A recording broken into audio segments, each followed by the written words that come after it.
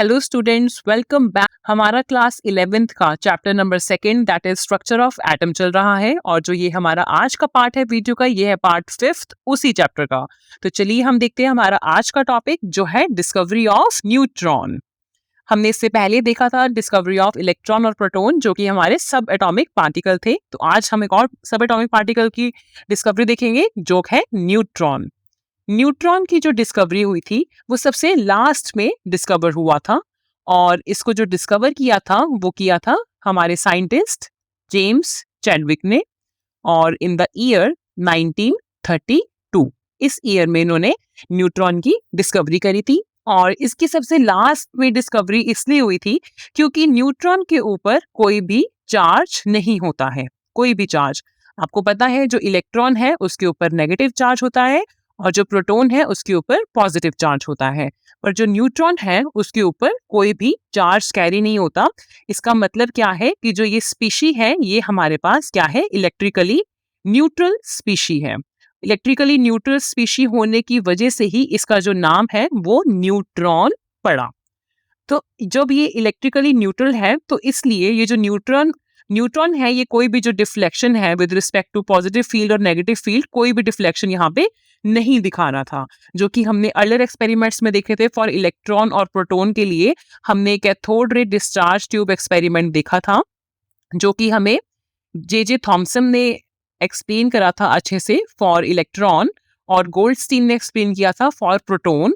और इन्होंने अपनी एग्जिस्टेंस तभी दिखाई थी जब इन्होंने डिफ्लेक्शन शो करी थी विद रिस्पेक्ट टू पॉजिटिव और नेगेटिव फील्ड में। इसी कारण हमें इनकी जो डिस्कवरी हुई थी इलेक्ट्रॉन और प्रोटॉन की वो जल्दी हो गई थी इन कंपैरिजन टू न्यूट्रॉन। तो यहाँ पे अब हम देखेंगे कि जो न्यूट्रॉन की डिस्कवरी हुई वो कैसे हुई। यहाँ पे जो न्यूट्रॉन की जो डिस्कवरी थी उसका जो मेन बेसिक फाउंडेशन थी वो क्या थी, एटॉमिक मास। एटॉमिक मास की वजह से न्यूट्रॉन की जो डिस्कवरी वो हुई। साइंटिस्ट ने यहाँ पे क्या देखा कि जब वो एटम का मास कैलकुलेट कर रहे थे, जब एटॉमिक मास मतलब एटम का जब मास कैलकुलेट कर रहे थे तो उन्होंने क्या देखा कि वो गलत ऑब्जर्व हो रहा था। अब इसका एग्जाम्पल के तौर पे देखिए, जैसे हमारे पास हाइड्रोजन एटम है तो इन्होंने इसका मास देखा कि इसका मास कितना होता है, 1 unified mass, that is 1 U. Unified mass आपको पता है क्या है, 1/12 mass of carbon 12। Carbon atom का 1/12 मास होगा वो हमारा 1 यूनिफाइड होता है। और आपको पता है इसकी वैल्यू कितनी होती है, हमने फर्स्ट चैप्टर में किया था बच्चा, 1.66 इंटू 10⁻⁻27 kg। ठीक है, तो उन्होंने क्या देखा कि हाइड्रोजन का जो मास है वो किसके इक्वल हुआ, एक प्रोटॉन के इक्वल हुआ, और उसकी वैल्यू क्या है, ये वाली। ठीक है, तो अब उन्होंने क्या देखा कि इसको क्रॉस चेक करने के लिए उन्होंने इसको बैलेंस करा, बैलेंस मशीन में रखा, और उन्होंने देखा कि इसका जो मास है वो 1 AMU दैट इज 1 U ही आया है। तो उन्होंने क्या देखा कि जो प्रोटॉन्स हैं हाइड्रोजन में, आपको पता है कितने प्रोटॉन्स होते हैं, एक प्रोटॉन होता है हाइड्रोजन में। तो उन्होंने क्या देखा कि जो प्रोटॉन है वो ही कंट्रीब्यूट कर रहा है किसके लिए, मास के लिए, एटम के। तो जो प्रोटॉन होगा वो ही मास के लिए कंट्रीब्यूट करेगा। फिर उन्होंने अब इसके बाद हीलियम एटम लिया। यहाँ पे जब हीलियम एटम लिया तो उन्होंने क्या देखा, इसके पास 2 प्रोटॉन्स है और 2 इलेक्ट्रॉन्स हैं हीलियम एटम के पास। तो उन्होंने देखा जब हीलियम एटम का जो मास जो भी होगा वो कितना होगा, 2 प्रोटॉन्स की वजह से होगा, और वो किसके इक्वल हो जाएगा, 2U, दैट इज 2 यूनिफाइड मास के इक्वल हो जाएगा। और इन्होंने जब कंपेयर किया इसको विद हाइड्रोजन एटम के साथ तो उन्हें क्या लगा था कि यहाँ पे क्या होगा कि अगर हम यहाँ पे हीलियम रखेंगे, ये हमने हीलियम एटम रखा, उन्होंने पहले इमेजिन करा था कि ऐसा होगा हमारे पास कि अगर हम यहाँ पे 2 हाइड्रोजन एटम रखेंगे तो वो क्या हो जाएगा, इक्वल हो जाएगा, ये दोनों इक्वल हो जाएंगे। तो जब उन्होंने ऐसा किया, पर यहाँ पर क्या हुआ कि ऐसा नहीं हुआ। उन्होंने क्या ऑब्जर्व करा कि जब उन्होंने हीलियम एटम रखा तो जो उसका वेट था वो बहुत ज्यादा था in comparison to 2 hydrogen atom. ये जो उन्होंने 2 हाइड्रोजन एटम्स रखे, तो फिर साइंटिस्ट ने यहाँ पे इसको बैलेंस करने के लिए एक और हाइड्रोजन रखा यहाँ पे, वो तब भी बैलेंस नहीं हुआ। फिर ये हीलियम एटम तब बैलेंस हुआ जब उन्होंने यहाँ पे 4 हाइड्रोजन एटम्स रखे। मींस कि यहाँ पे एक हीलियम एटम है और यहाँ पे 4 उन्होंने हाइड्रोजन एटम्स रखे यहाँ पे, तब जाके ये इक्वल हुआ, ये भी इक्वल नहीं हुआ और ये जो है ये इक्वल हो गया जब उन्होंने यहाँ पे 4 हाइड्रोजन एटम्स रखे।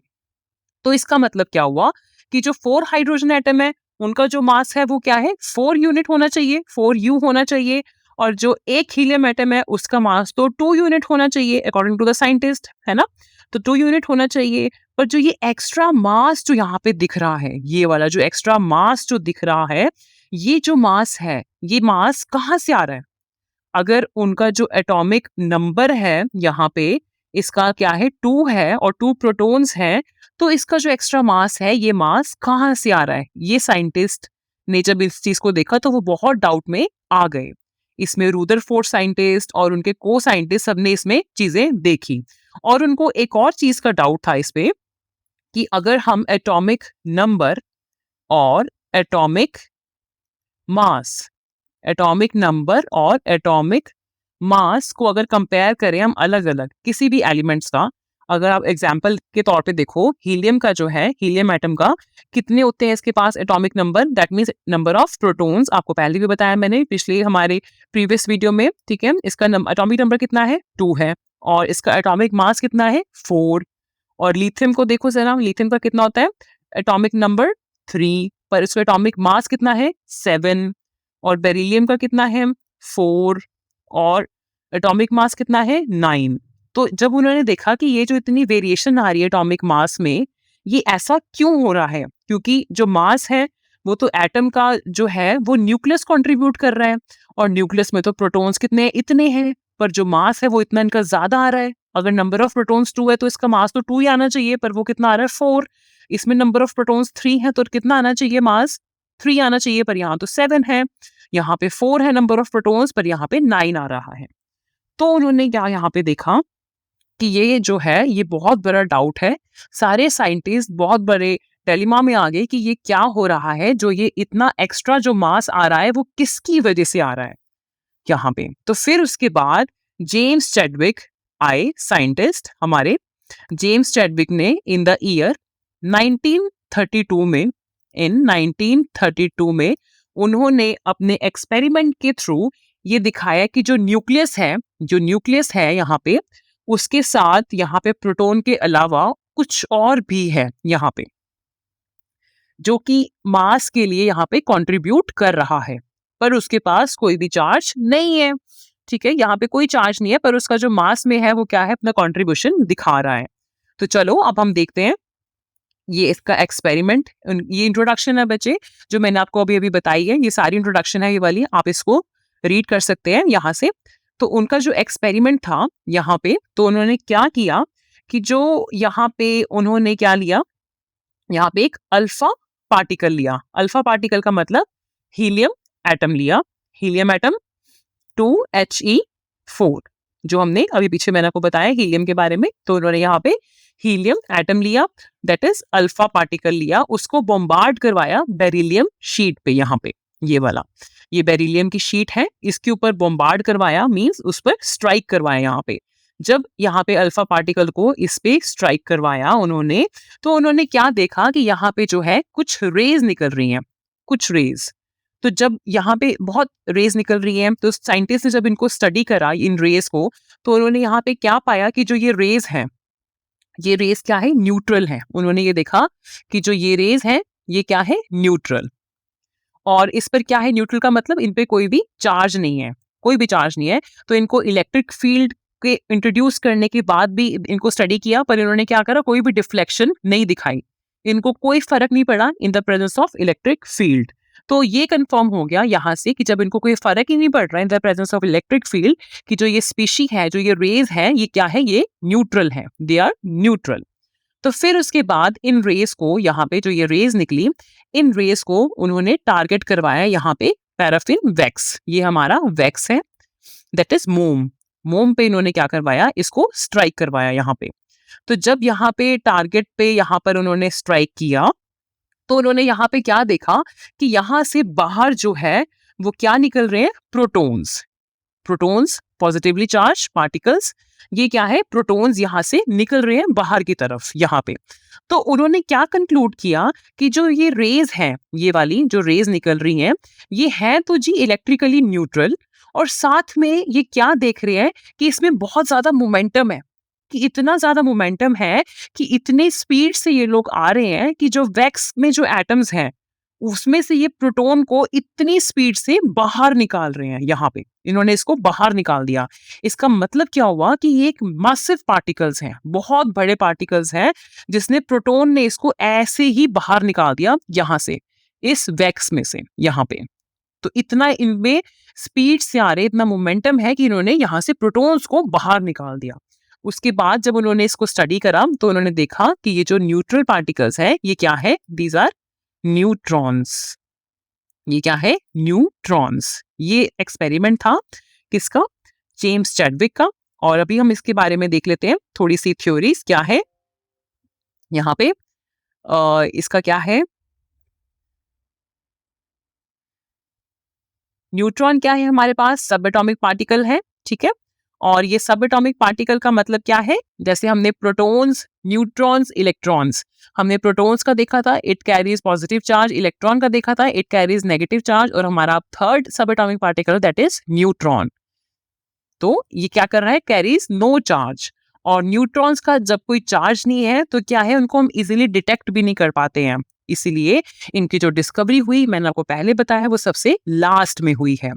और in the year 1932 James Chadwick हमारे साइंटिस्ट का नाम, उन्होंने क्या करा, बॉम्बार्ड करवाया बेरिलियम को with the stream of alpha particles that is helium atoms के साथ उन्होंने इसको बॉम्बार्ड करवाया।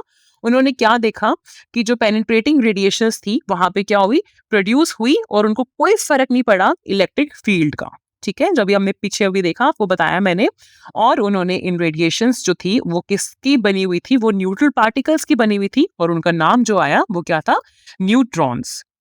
फिर उसके बाद उन्होंने जो एक्सपेरिमेंट था न्यूट्रॉन का वो किस पर करा, बेरिलियम पे, ठीक है, उसको बॉम्बार्ड करा with alpha particles that is helium, ठीक है। और आपको पता है बेरिलियम का मास कितना है, 9 एटॉमिक मास, ये 9 जो लिखा है बच्चे एटॉमिक मास है। और जो इसका न्यूक्लियर रिएक्शन है यहाँ पे वो हम देख सकते हैं, न्यूक्लियर रिएक्शन जो उन्होंने करवाया था जेम्स चैडविक ने, ये आप देख पा रहे हो, उन्होंने क्या करा, न्यूक्लियर रिएक्शन करवाया किस किस के बीच में, यहाँ पे आप देखो बेरिलियम और alpha particle that is helium atom के बीच में।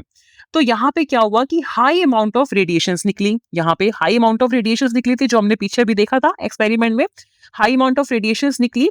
और ये एक न्यूक्लियर रिएक्शन है, अभी हमने पीछे देखा कि ये क्या है, न्यूक्लियर रिएक्शन है। अभी यहाँ पे न्यूक्लियर रिएक्शन का वर्ड यहाँ पे मीनिंग क्या है, न्यूक्लियर रिएक्शन है। न्यूक्लियर रिएक्शन का मतलब क्या है, जो रिएक्शन जिसमें न्यूक्लियस इन्वॉल्व हो, न्यूक्लियस जिसमें इन्वॉल्व होंगे उसको हम बोलते हैं न्यूक्लियर रिएक्शंस।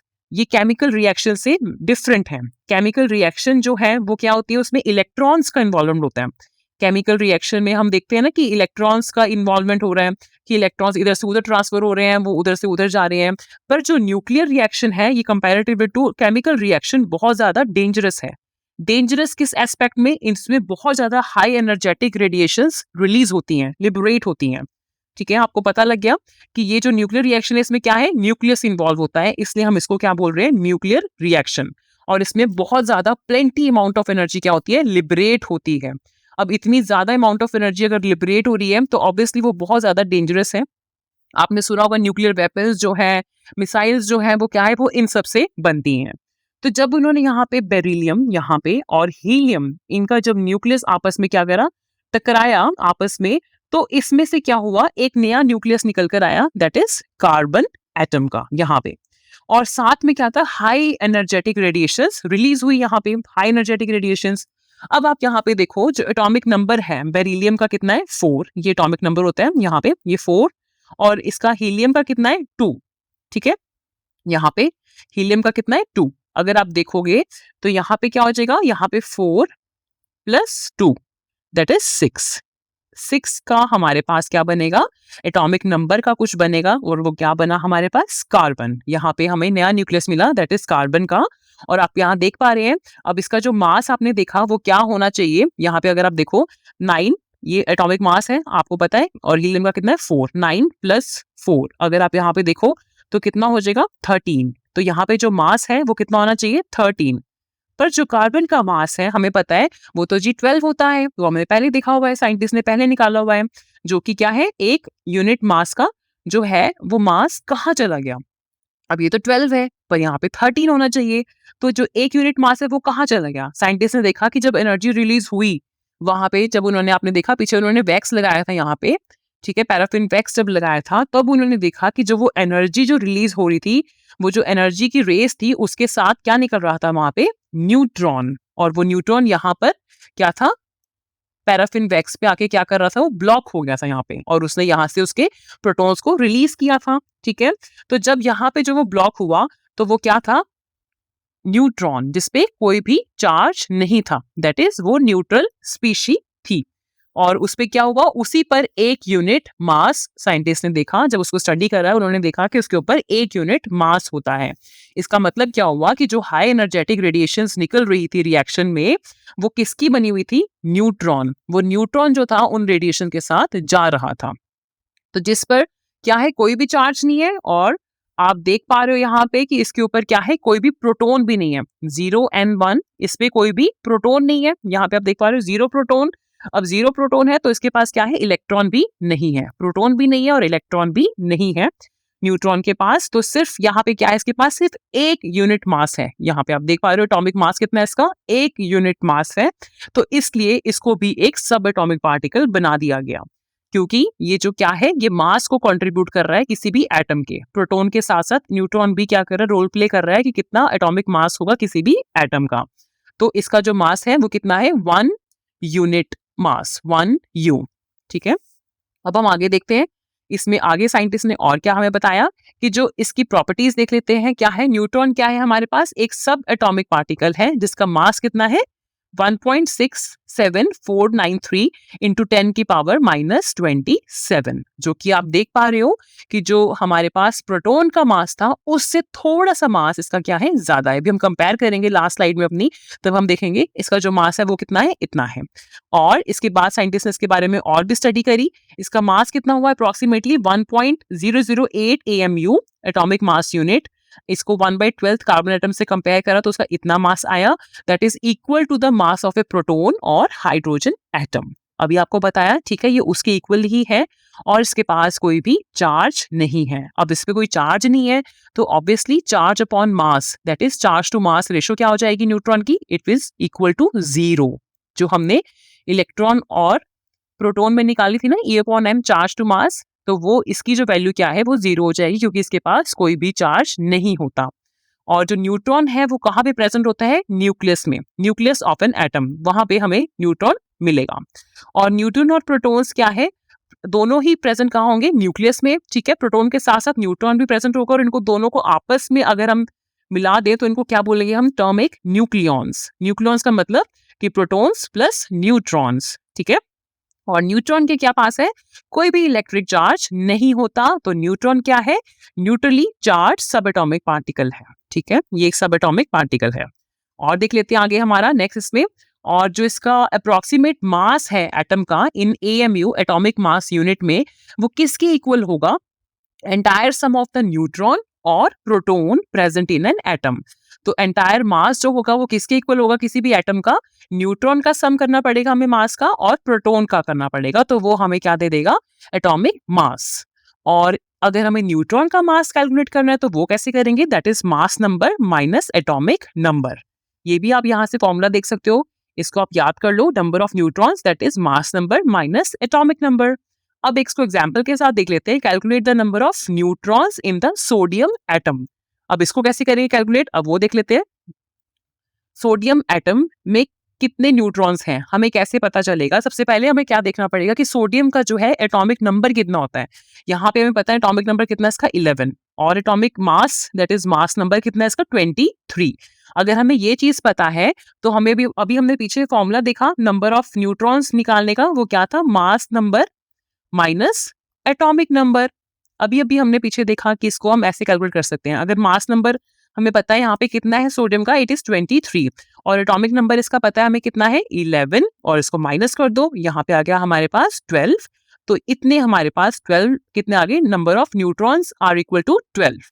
किसमें? सोडियम एटम में। यहाँ पे आप इजिली कैलकुलेट कर सकते हो अगर आपको फॉर्मूला याद है। एक और हम एग्जाम्पल देख लेते हैं इसको। कितने न्यूट्रॉन्स हैं एक कार्बन एटम में? यहाँ पे देखते हैं। कार्बन का हमें पता है कि जो एटॉमिक नंबर है वो कितना होता है? 6, ठीक है। आपको ऐसे देखा होगा आपने, आपको याद आ जाएगा। 6C12 लिखते हैं हम लोग, यहाँ पे हम लिखते हैं एटॉमिक नंबर और ऊपर लिखते हैं एटॉमिक मास। ठीक है, तो यहाँ पे एटॉमिक नंबर पता हमें कार्बन का 6 है और मास नंबर पता है 12 है, तो यहाँ से हम फॉर्मूला लगा देंगे अपना। अभी हमने जो पीछे लगाया that is number of neutrons क्या होता है, मास number minus atomic number. Mass number कितना है हमारे पास 12 माइनस एटॉमिक नंबर कितना है 6, तो यहाँ पे कितना हो जाएगा 6। तो number of neutrons are equal to 6, ठीक है, इन कार्बन एटम। तो यहाँ से आप इजीली निकाल सकते हो नंबर ऑफ न्यूट्रॉन्स कितने हैं। तो अब देखते हैं प्रॉपर्टीज ऑफ फंडामेंटल पार्टिकल्स। यहाँ पे आप कंपैरिजन देख सकते हैं, इलेक्ट्रॉन्स, प्रोटॉन्स और न्यूट्रॉन जो हमने निकाला है सब एटॉमिक पार्टिकल्स है। इलेक्ट्रॉन को हम रिप्रेजेंट करते हैं ई से, स्मॉल ई, प्रोटॉन को पी से और न्यूट्रॉन को एन से। और इनका जो चार्ज है वो क्या है, कूलम, यूनिट्स है इसकी बचे, सी जो यहाँ पे लिखा है कूलम है, यूनिट्स है, इसका क्या है, इलेक्ट्रॉन का नेगेटिवली 1.60276 इंटू 10 की पावर माइनस 19 कूलम्स। ठीक है, और प्रोटॉन का क्या है, इक्वली मैग्नीट्यूड, सिर्फ इसका यहाँ पे क्या है, चार्ज ऑपोजिट होगा, वैसे इक्वल है, इलेक्ट्रॉन के बराबर मास है इसका। जो चार्ज है वो क्या है 1.602176 इंटू 10 की पावर माइनस 19।